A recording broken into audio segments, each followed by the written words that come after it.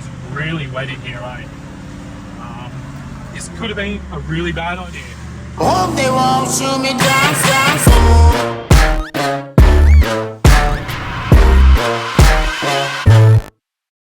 The Creb track's been closed for, well, since last year when they closed it before wet season.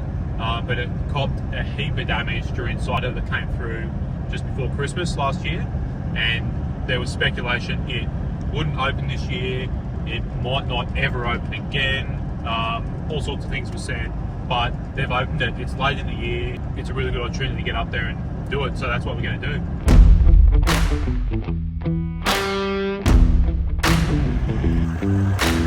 We're just coming up on the crossing and we just started sprinkling a bit of rain, which is pretty crappy.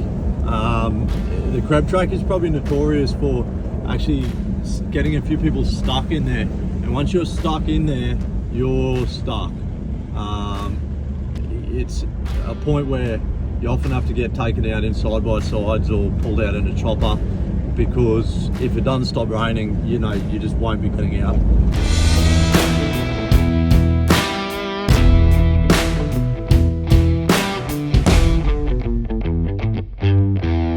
So here we are going through the Daintree River. Now this crossing got completely washed away in the cyclone. They've dumped a lot of rock in here to rebuild the crossing. So nice rocky bottom, pretty easy to cross really. So this here is actually private property. You're crossing through a farmer's paddock. We'll wrap around through this paddock and head back down along the Daintree along the northern edge of the creek. But yeah, once we get into those hills, it'll be interesting to see what the track's like.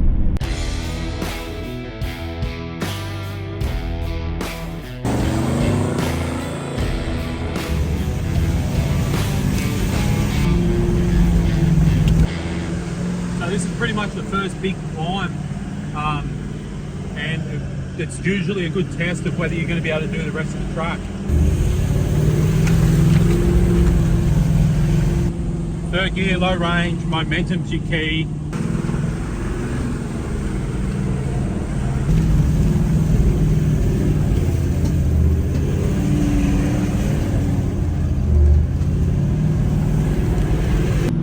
Slippery here.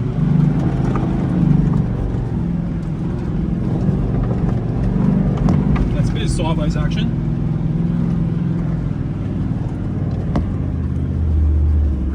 That's the first climb, Mark. We've done it. It wasn't too bad. No, it wasn't. It's a long climb though. Yeah. And we were pumping up that for like, I don't know, 3 minutes. Yeah.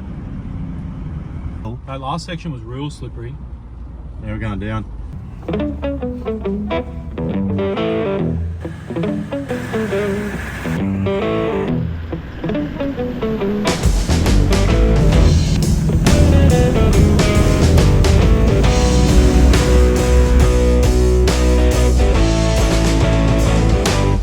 We just got this vine in front of us here across the track, so we reckon that pretty much tells us no one's been through this track in the last 2 days, which is when it's open.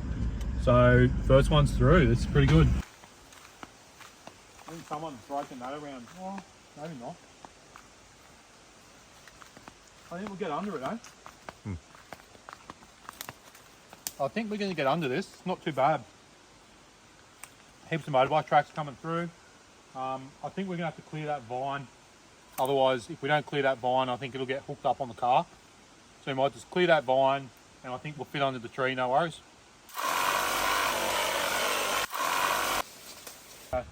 So I've cleared this first little bit, and I looked through to the second bit there, and that's all wait a while. If you're from North Queensland, you'll know all about it. It's a prick to handle. There's a little piece here I'll try and show you on the camera. And here is just covered with thousands of little tiny barbs.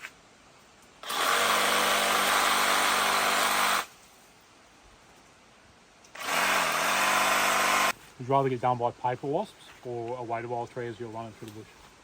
Oh, probably paper wasps. Yeah, I agree. Like, if the wait a while, it's hurting a lot.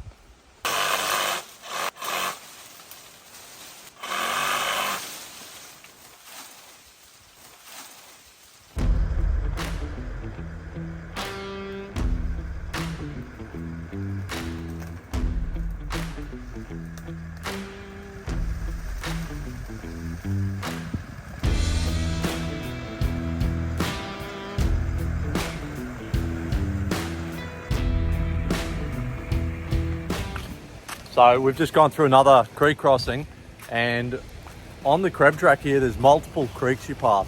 And the water up here, it's all pristine.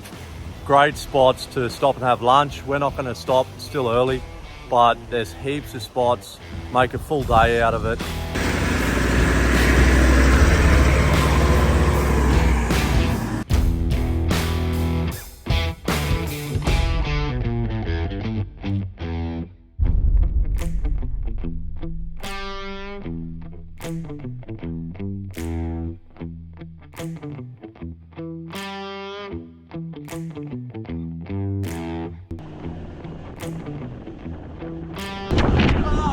Oh, that was a wait a while too. Oh, he got wait a while. Oh man.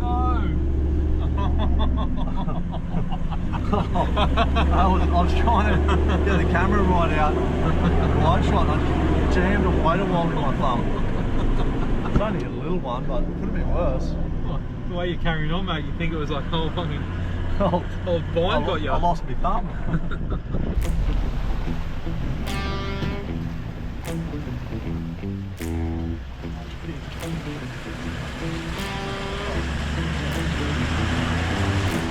We're just at the base of Big Red and we're about to go up.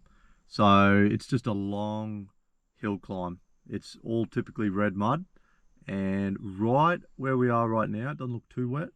So Stevie's just getting the drone up and set up and we'll get going. We're at the bottom of Big Red. This is it, biggest climb. Hopefully it's not too slippery. 3rd gear low range, we're going to send it.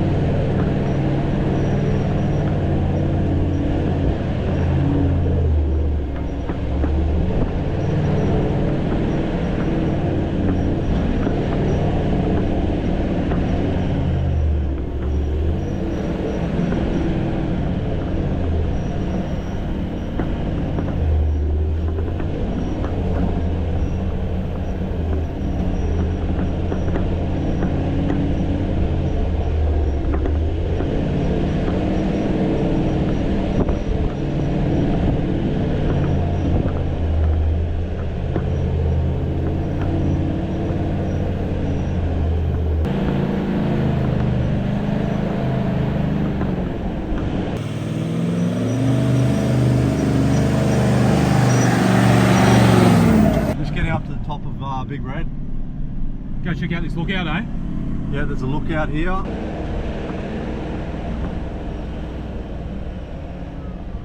So we've made it to the top of Big Red. In front of us and behind us here are some power lines.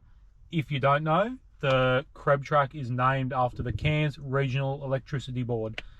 This was the first power line they put through from Cairns to Cooktown, and we're essentially driving along a power line track. Cool lookout here, north towards sort of Wudjal, and you can see south back towards Daintree, where we came from.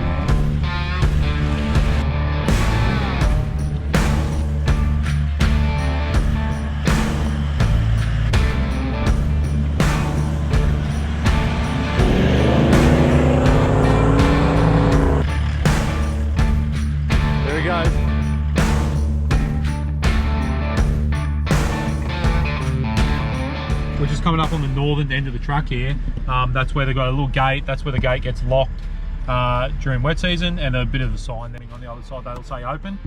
Now we've got, continue along here, we've still got Roaring Meg Falls, and then head along the Bloomfield track back to Cape Tribulation, so still heaps of driving to go.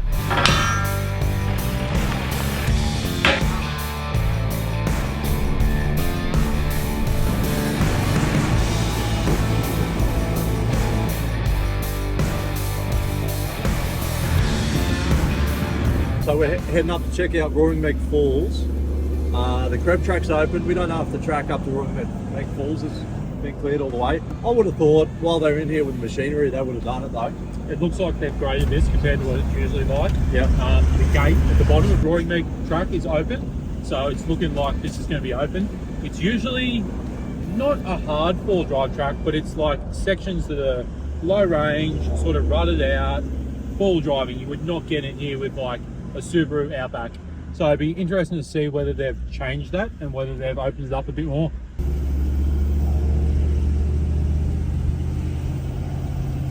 At the moment, it looks like they have. They've pushed a really good track in here. Yeah, Roaring Meg is the sort of biggest waterfall on the Creb track, or just at the end of the Creb track, but really worthwhile going to. It's a beautiful, like I recall it. I was here a long time ago, and I recall how sort of this spot used to be quite rutted out like that. Yeah, righto. And now it's like second gear, high range, 40 k's an hour. Yeah, righto. Yeah. So Roaring Meg is a bit of a cultural place. So I believe there's no photos or anything up there, but I'm sure if you Google it, if you're planning to come here, you probably find something online. Cleared heaps here, man. You can see all the water and stuff. We'll be able to film that because they just don't want you filming the falls. And is this all damage from the flood?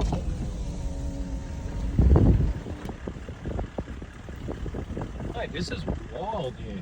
So we're just here at the sign. Welcome to Roaring Meg Falls. We're at the campground. Amazing spot here. I'm not sure if you have to book this or not, but I mean, you can contact the Burungu Aboriginal Corporation if you want to find out. There's a good walk down to the top of the falls. It's a sacred women's site. Men, so it asks here that men do not go there. It also asks no photos or footage of the falls because it's a sacred site. But we'll show you in the campgrounds. It's and behind us here is like a path of destruction. Every fence has stuff hanging out of it. In front of the car there's all this driftwood and everything.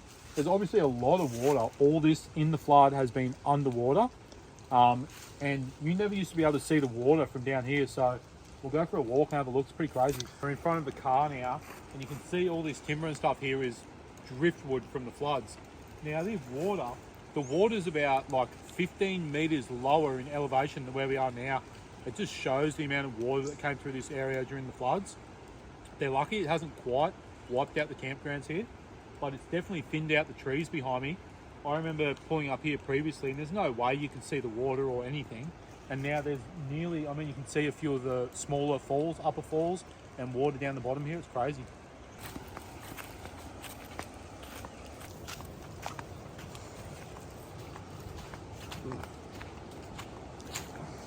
Mate, it's so fucking cool here, right?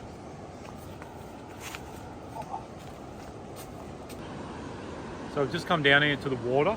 Magical spot if you stay here, swimming here, just absolutely incredible. The falls are downstream, another maybe kilometre, and then there's some little rapids up the top here. And it's been so thinned out from the floods here. You can see like all the vegetation stripped on the other bank there, trees laying down.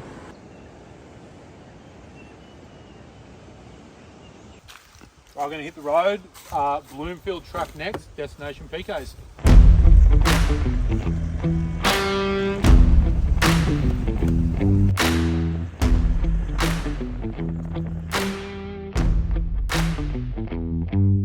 Alright guys, that's it. Creb track done.